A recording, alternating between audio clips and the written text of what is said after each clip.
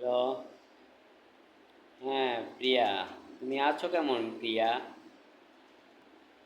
ভালো নাই? কেন প্রিয়া? তুমি আমাকে ছাড়া থাকতে পারো না প্রিয়া? আমি তো তোমার জন্য ব্যাকুল হয়ে আছি প্রিয়া।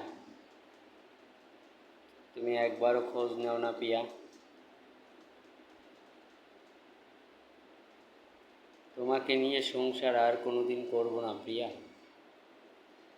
তুমি আমাকে মনে রাখো না, তোমার স্মৃতিটা আমাকে দাও না।